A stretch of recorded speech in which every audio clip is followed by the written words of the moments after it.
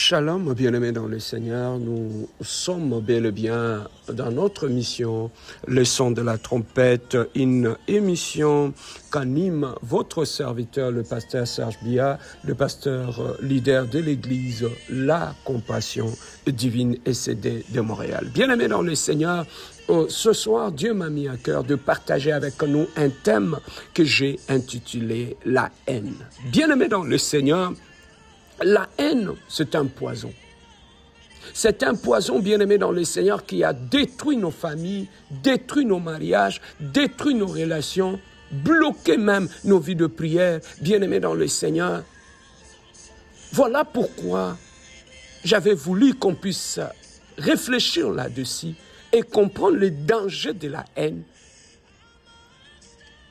par rapport à nous-mêmes, par rapport à notre prochain, par rapport à notre famille, par rapport à l'Église de Dieu, par rapport, bien aimé, à nos lieux de travail. Comment la haine arrive à détruire nos vies, à détruire nos familles et à détruire nos relations, bien aimés, dans le Seigneur. La Bible, bien aimée dans le Seigneur, aborde la haine de manière claire et directe. En la présentant, bien aimé, souvent comme un sentiment destructeur qui va à l'encontre de l'amour divin. Selon les Écritures, bien aimés dans le Seigneur, la haine n'est pas seulement une émotion humaine, mais un péché qui sépare l'homme de Dieu et des autres. Ensemble, bien aimés, nous allons explorer cela au travers de quelques versets bibliques en nous basant sur, bien aimés dans le Seigneur, les enseignements du Nouveau et de l'Ancien Testament.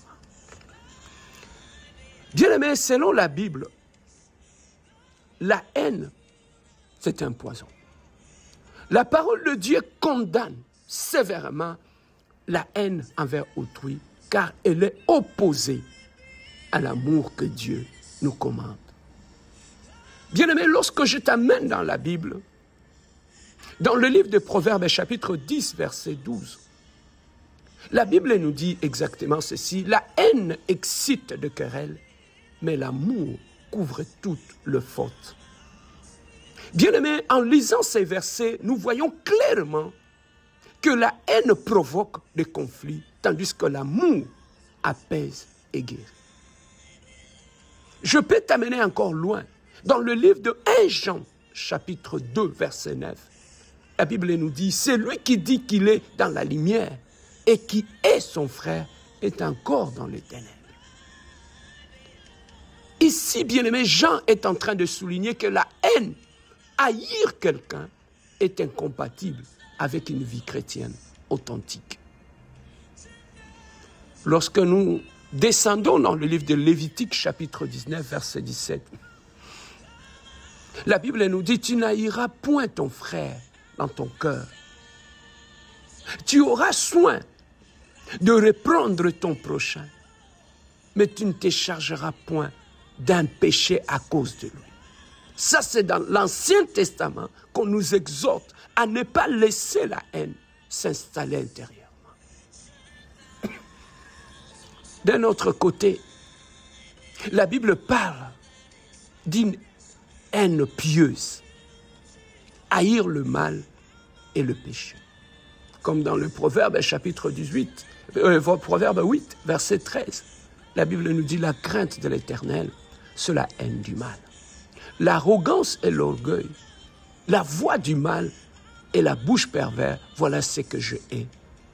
Mais cette haine doit être dirigée contre le péché, non contre les humains. Jésus lui-même a aimé le péché tout en haïssant le péché. Nous allons essayer de voir ensemble, bien-aimés, pourquoi certaines personnes, malgré qu'ils vont à l'église, ils écoutent la parole de Dieu, mais gardent quand même la haine dans leur cœur. Malgré qu'ils prient, qu'ils servent Dieu, mais dans leur cœur, ils ont la mentalité du serpent. Ils changent juste sa peau, mais tout en gardant un poison dans son cœur. Bien-aimés, même parmi les chrétiens qui fréquentent l'Église, la haine peut persister longtemps. Cela ne signifie pas que l'Église est inefficace, mais plutôt que le cœur humain est complexe et influencé par des facteurs spirituels, émotionnels et relationnels. Bien-aimés, voici quelques raisons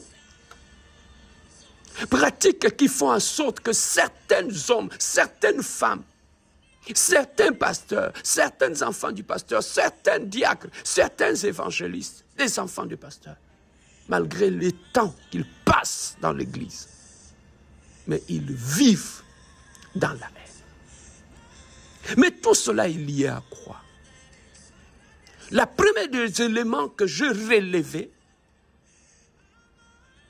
en observant les chrétiens qui ont du mal à pardonner, mais qui vivent avec la haine, le premier élément que j'ai épinglé, qui est comme cause de tout cela, ce sont des blessures non guéries ou les amertumes.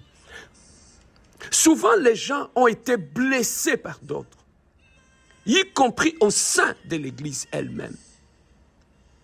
Bien-aimé, ça peut arriver par des commérages, par des moqueries, par des jugements ou par la division. Bien-aimé, l'épître aux Hébreux 12, chapitre 12, verset 15 avertit. Il nous dit ceci: veillez à ce que nul ne soit privé de la grâce de Dieu, à ce qu'aucune racine d'amertume, poussant des rejetons, ne produise du trouble et que plusieurs n'en soient infectés. Si ces blessures ne sont pas adressées par la prière et le pardon, l'amertume s'enracine. Bien-aimés dans le Seigneur, l'Église est un hôpital. La plupart des gens qui viennent dans l'Église, ce sont des gens qui ont été blessés dans le monde, qui ont connu des déceptions, qui ont connu des blessures d'enfance.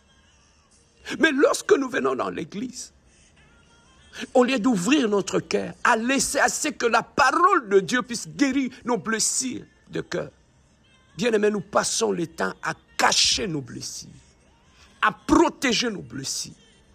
Nous construisons, bien-aimés, de carapaces tout autour de nos cœurs, afin que la parole de Dieu ne rentre pas et qu'il puisse guérir notre cœur. Voilà pourquoi l'Église de Dieu aujourd'hui est remplie de gens blessés, non guéris. Non pas seulement l'Église n'a pas de ressources à guérir ces gens-là, mais ce sont des gens qui se plaisent dans leur pleu et qui aiment leur pleu et qui ont élevé de murailles, de forteresses tout autour de leur cœur. Non pas pour ne plus se faire blesser, mais ils ne sont plus sensibles à la parole de Dieu. Voilà pourquoi les mariages ne tiennent plus, de familles sautent en éclats, de fiançailles qui ne résistent pas au temps, tout simplement parce que les gens qui se marient, ce sont des gens qui sont de blessés et qui ne veulent pas ouvrir leur cœur et accepter la guérison divine. Et en conséquence, nos couples, ce sont des couples de serpents, des gens qui changent juste la peau, mais qui vivent avec la haine. Un petit conflit dans le couple, ce sont les paroles de malédiction qui sortent. C'est vite le divorce qui est évoqué. Une petite situation, c'est la belle famille qui est insultée à longueur de journée. Pourquoi? Parce qu'on porte sur nous des blessures que nous-mêmes, nous ne voulons pas que ce blessure puisse guérir. Mais nous passons le temps à les saigner ailleurs. La deuxième des choses, bien aimées, qui est à la base de manque de pardon dans la vie de beaucoup de gens tout autour de nous, il y a aussi la confusion entre haïr le péché et haïr les personnes. Certains chrétiens justifient leur haine en pensant qu'ils haïssent seulement le péché. Mais, bien-aimés dans le Seigneur, on voit même de personnes qui n'haïssent non seulement le péché, mais qui sont capables d'haïr même les personnes. Jésus-Christ dans Matthieu 5, 44, il dit ceci. Mais moi, je vous dis, aimez vos ennemis, bénissez ceux qui vous maudissent et faites du bien à ceux qui vous haïssent. Bien-aimés dans le Seigneur, Dieu nous demande d'haïr le péché, mais de ne pas haïr notre Père prochain. Mais beaucoup de gens, bien-aimés dans le milieu chrétien, ils sont capables à la fois et d'haïr le péché et d'haïr l'homme. Voilà pourquoi beaucoup vivent avec cette haine dans leur cœur. Et parmi les causes, il y a aussi le manque de transformation intérieure. Aller à l'église ne garantit pas un changement de cœur. Si l'on n'applique pas la parole, Jacques 1, 22 à 24 nous dit, comparez cela à quelqu'un qui se regarde dans un miroir et oublie son visage. Bien-aimés, de facteurs comme la fierté, la peur ou un passé traumatique peuvent bloquer le pardon. De plus, une foi superficielle, sans une relation personnelle avec Christ, permet de la haine de perdurer.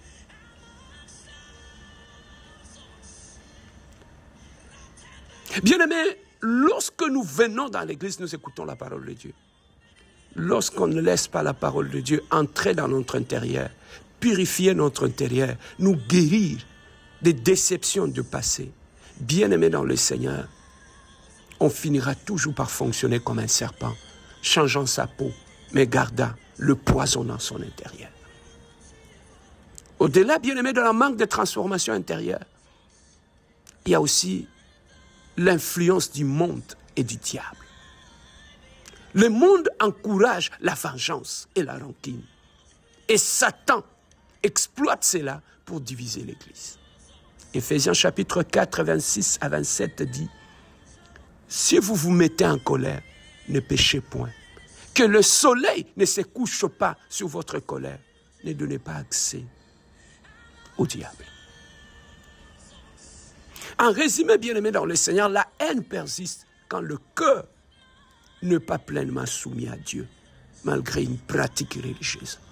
Bien-aimé, beaucoup de gens viennent à l'église en laissant leur cœur à la maison ou en laissant leur cœur dehors. Ils viennent juste avec la carapace.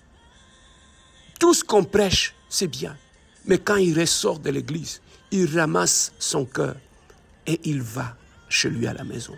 Voilà pourquoi, bien-aimés dans le Seigneur, nous venons à l'église avec l'apparence des gens de paix, des gens d'amour. Mais au-delà de tout cela, le mal est en nous. Et enfin, bien-aimés dans le Seigneur, parmi les conséquences de manque de pardon, il y a aussi la sorcellerie familiale. Bien-aimés, la sorcellerie dans le sang endurcit le cœur. La sorcellerie dans le sang nous fait fonctionner comme un serpent, changeant juste la peau, mais gardant la haine, le venin au fond de lui. Bien-aimés, beaucoup de gens ont le sang qui ont été affectés par la sorcellerie familiale. Voilà pourquoi, bien-aimés, le sang passe par le cœur et le sang endurcit le cœur. Peu importe ce qu'on te prêche à l'église, tu ne pardonnes pas. Pourquoi? Parce que, bien-aimés dans le Seigneur, il y a certaines personnes, ils ont un cœur traversé par la sorcellerie de la maison de son père. On se marie avec la sorcellerie de la maison de nos pères.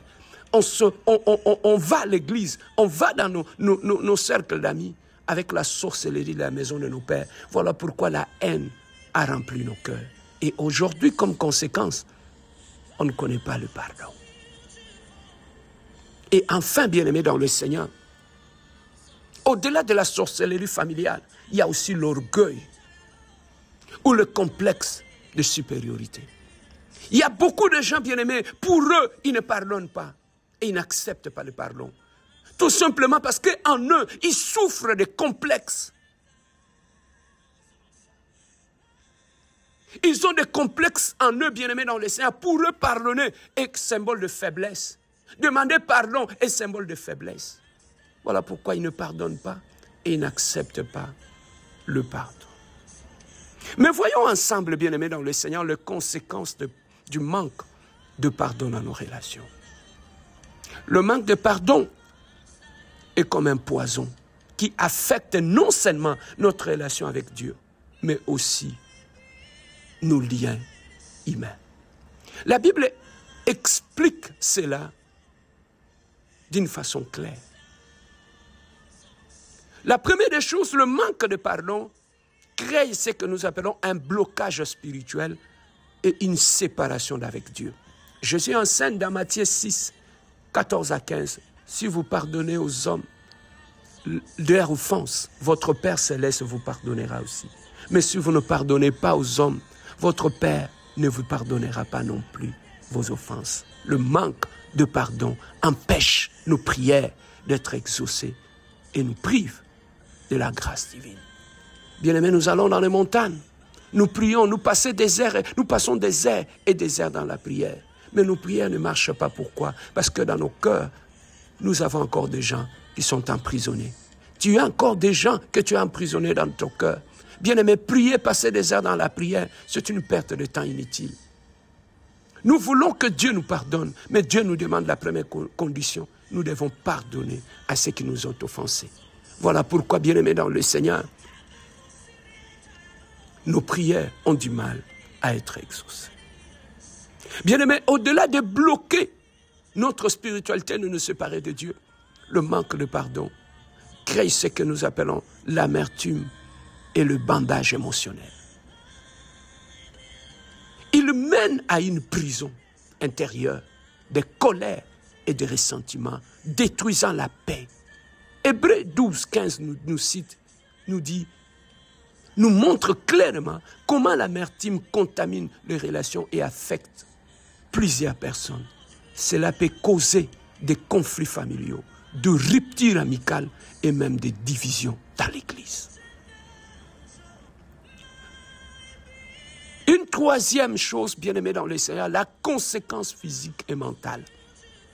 Le manque de pardon crée le stress de la rancune. Le stress de la rancune peuvent affecter la santé, comme l'indique dans les enseignements chrétiens, insomnie, anxiété et même maladies liées au stress. Proverbe 14, 13 nous dit, un cœur calme est la vie du corps, mais l'envie est la carie des os. Enfin, bien-aimés dans le Seigneur, le manque de pardon crée en nous un héritage spirituel négatif. Sans pardon, nous sèmons des graines, des discordes pour les générations futures. Et cela ouvre la porte à l'influence démoniaque. Comme dans Éphésiens 4, 27, on nous dit ultimement, cela mène à une mort spirituelle temporaire où la joie et la vie abondante promise par Christ. Dans Jean 10, 10, le voleur ne vient que pour voler. Bien-aimés, parmi les conséquences du blocage de pardon divin, Dieu ne te pardonnera pas lorsque tu ne pardonnes pas. L'amertume relationnelle contamine les relations à cause du trouble. Il y a aussi la prison émotionnelle, maintient la colère et empêche la tendresse. Perte de joie et de paix. Un problème lié à la communication et à la prière. Bien-aimé, même dans la vie du couple, dans le mariage, le manque de pardon, les gens qui ont du mal à pardonner, qui vivent avec la haine dans leur cœur, bien-aimés dans le Seigneur, même quand ils se marient dans leur couple, ce sont des gens qui ont du mal à donner l'affection. Ce sont des gens qui ont du mal à donner l'amour. Ce sont des gens qui ont du mal à exprimer leur affection parce qu'ils ont un cœur endurci. Ce sont des gens bien-aimés dans le Seigneur, d'autres qui sont frigides. Il y en a d'autres qui sont insensibles. Tout simplement, pourquoi? Parce qu'ils sont habités par la haine. Et ils vivent avec ça, comme le serpent vit avec le venin. En conclusion, bien-aimés dans le Seigneur, le chemin vers la liberté, comment on peut se libérer de la haine et sortir de la prison de la haine? Dieu nous appelle à pardonner comme il nous a pardonné en Christ. Éphésiens chapitre 4, 32. Si vous portez de la haine, confessez-la à Dieu. Priez pour vos ennemis et cherchez de l'aide dans votre communauté chrétienne. Le pardon n'est pas facile, mais avec l'Esprit Saint, il est possible. Bien-aimés, que cet enseignement vous encourage à lâcher prise pour vivre en liberté. Si vous avez besoin de plus de guidance, méditez sur Colossiens chapitre 3, verset 13. Il nous dit, supportez-vous les uns les autres. Si l'un a exigé de se plaindre de l'autre, pardonnez-vous réciproquement. De même que Christ vous a pardonné, pardonnez-vous aussi. Bien-aimé dans le Seigneur, toi qui as suivi cet enseignement, tu as du mal à pardonner. J'aimerais prier avec toi pour que Dieu te donne la force de pardonner, pour que Dieu te donne la capacité de savoir tourner la page, pour que Dieu t'aide à ne pas fonctionner comme un ruminant, quelqu'un qui peut pardonner, mais à un moment donné, remettre encore dans son cœur la haine du passé. Bien-aimé, tu te bloques. Tu bloques ta vie, tu bloques ton mariage, tu bloques ta famille. Tu as connu des blessures dans ton enfance. Mais il est temps que tu lâches prise, que tu acceptes que la parole de Dieu t'aide. Je sais que tu as connu beaucoup de choses. Tu as élevé les murailles tout autour de toi pour que personne ne te blesse. Mais en élevant des forteresses, tu empêches même aujourd'hui que la parole de Dieu pénètre ton cœur. Voilà pourquoi, bien-aimé dans le Seigneur, tu as du mal à évoluer, tu tournes en rond, tu as du mal à avancer. Tu as du mal à pardonner. Aujourd'hui, tu es devenu un grand problème au sein de ta famille. Tu bloques toute la famille, tu bloques ton couple, tu bloques tout le monde. Tout simplement pourquoi? Parce que tu as du mal à tourner la page, accorder le pardon et avancer. Tu t'empoisonnes et tu empoisonnes la vie de tout le monde. Bien-aimé, ce n'est pas par hasard que tu as écouté ce message. Dieu a voulu spécialement te parler. Mais si tu entends sa voix ce matin, n'endurcis pas ton cœur. Dieu veut te bénir. Mais le seul frein qu'il trouve dans ta vie, le seul blocage, c'est le manque de pardon. J'aimerais prier pour toi.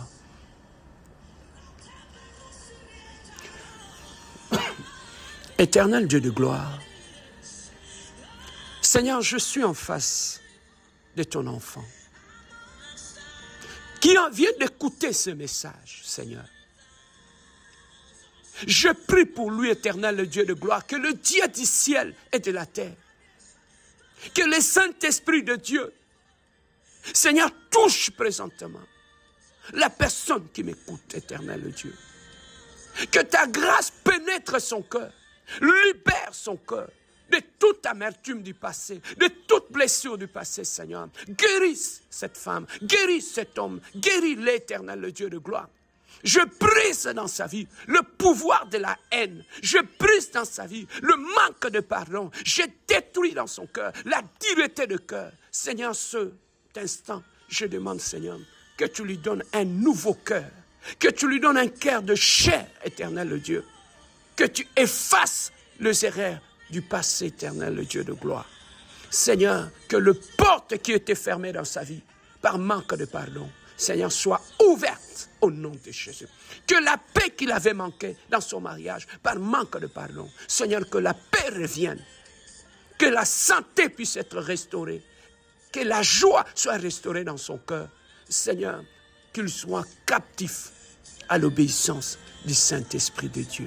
Je bénis sa vie, je bénis sa famille, je bénis son mariage. Que la grâce de Dieu, Seigneur, coule dans sa vie et qu'il accepte de lâcher prise. Merci, Seigneur, car tu vas l'accompagner dans ce processus, Seigneur, de guérison et de restauration de cœur. Que Dieu te bénisse et que la grâce de Dieu soit avec toi. C'était votre serviteur, le pasteur Serge Biya, de l'Église de la Compassion Divine et CD.